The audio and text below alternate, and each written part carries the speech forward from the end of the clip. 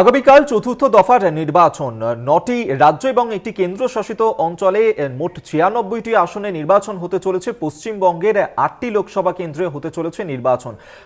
যে সমস্ত লোকসভা কেন্দ্রগুলিতে নির্বাচন হবে এই মুহূর্তে কি আবহ, সেখানে সেই ছবি তো আপনাদের সামনে আমরা তুলে ধরছি।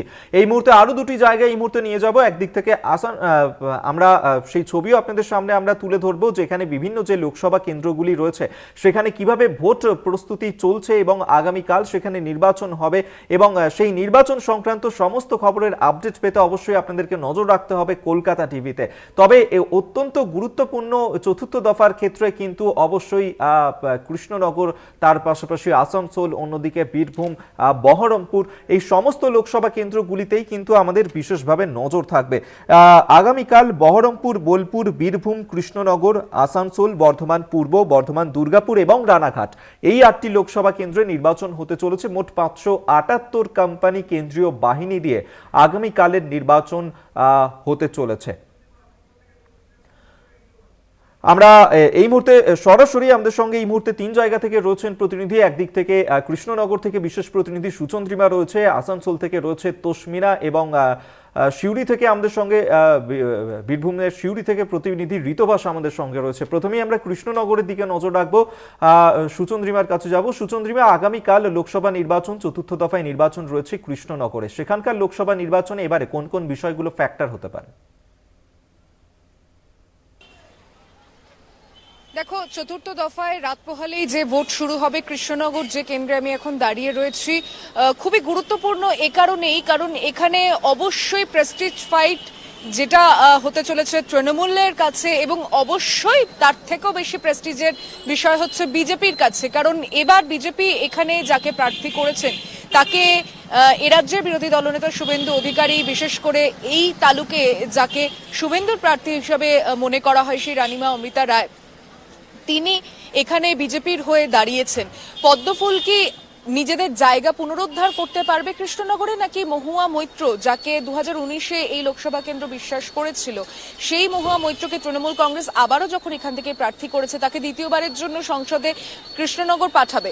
তাই ফ্যাক্টর এখানে অনেকগুলোই রয়েছে। যেমন রয়েছে যে মহুয়া মৈত্র 5 বছর এই এলাকায় কি কাজ করেছেন, তিনি এখানে মানুষের জন্য সংসদে দাঁড়িয়ে যখন কৃষ্ণনগরের মানুষের জন্য শুধু নয়, রাজ্যের তৃণমূল সরকারের যে এজেন্ডাগুলো, তা কেন্দ্রের শাসক নরেন্দ্র মোদীর বিরুদ্ধে যে আওয়াজগুলো তিনি তুলেছিলেন, যে প্রতিবাদী কণ্ঠস্বর হিসেবে যাকে আমরা চিনি, সেই মহুয়া মৈত্রর সাংসদ পদ কেড়ে নেওয়ার পর যখন থেকে কৃষ্ণনগর মনে করছিল যে একটা সুযোগ তাদেরকে দেওয়া হোক, যে এই কেন্দ্র থেকে মোদী সরকারকে তারা জবাব দিতে পারবে। তাই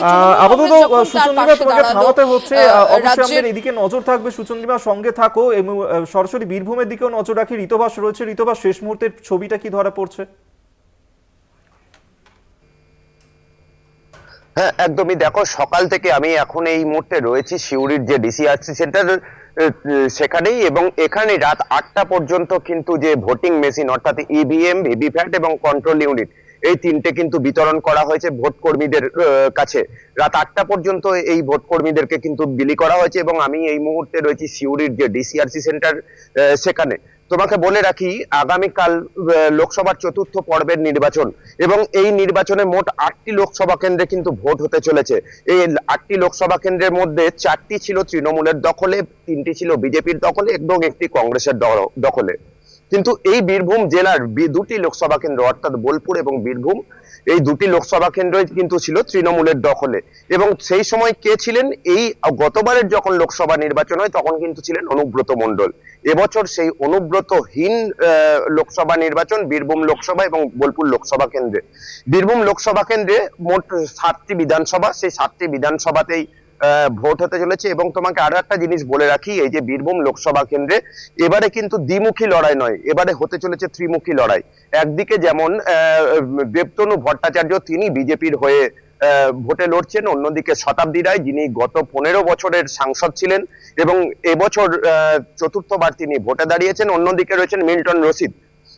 যিনি কংগ্রেস প্রার্থী কিন্তু বাম সমর্থিত অর্থাৎ জোট প্রার্থী, এ নিয়েও কিন্তু হাসন বিধানসভার বিধায়ক ছিলেন দীর্ঘদিন এবং মুসলিম ভোট ব্যাংকে কিন্তু তার প্রভাব অনস্বীকার্য, এটা বলা একেবারে। যায়। এবং এবং এটা আগামীকালের আমরা এই লোকসভা দেখেওছি নির্বাচনের বিভিন্ন দিকে ক্ষেত্রে। অবশ্যই আমাদের তো নজর থাকবে। এবছর ঋতুবাস, আমাদের সঙ্গে থাকো, আসানসোলের দিকেও নজর রাখতে হবে। তসমিনা এই মুহূর্তে আমাদের সঙ্গে রয়েছে।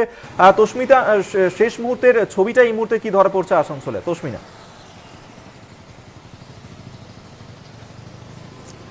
একদমই। দেখো অবিক, রাত পোহালে লোকসভা নির্বাচন এবং আগামীকাল লোকসভা নির্বাচনের চতুর্থ দফা, যার মধ্যে হাই ভোল্টেজ কেন্দ্র হচ্ছে আসানসোল।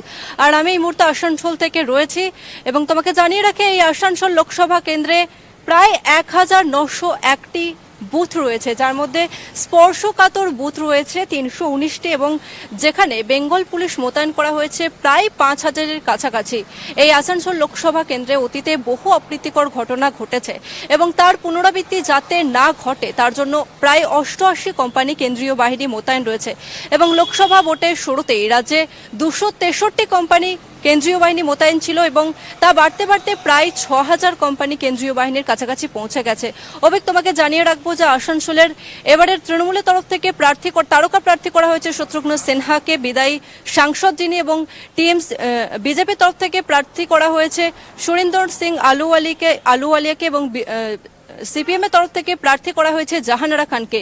এই জাহানারা খান যিনি দুবারের বিধায়ক, অর্থাৎ টানা 10 বছরের বিধায়ক, 2011 এবং 2016 সালে বিধানসভা নির্বাচনে জিতে যিনি বিধায়ক পদে নির্বাচিত হন। এবং শত্রুঘ্ন সিনহা, আমরা দেখেছি যে একসময় এই আসানসোল লোকসভা কেন্দ্র বামেদের দুর্গ নামে পরিচিত ছিল এবং 2014 সালে সেই বামেদের দুর্গের পতন ঘটে, যেখানে বামেদের হাত থেকে জয় ছিনিয়ে নেয় বিজেপি এবং বাবুল সুপ্রিয় 2014 এবং 2016 সালে পরপর দুবার বিজেপির তরফ থেকে সাংসদ হন এবং তারপরে কিন্তু ছন্দপতন ঘটে।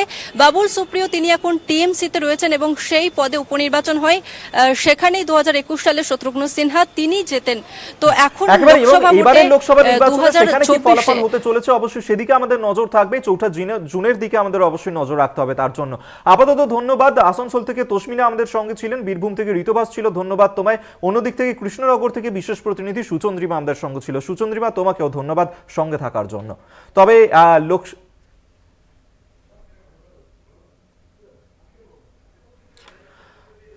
লোকসভা নির্বাচনের চতুর্থ দফার যে আগামীকালের এই নির্বাচন রয়েছে, সেই নির্বাচন হতে চলেছে এবং যার কারণে নির্বাচন কমিশনের তরফ থেকেও একাধিক পদক্ষেপ নেওয়া হয়েছে অবাধ সুষ্ঠু নির্বাচন করার জন্য।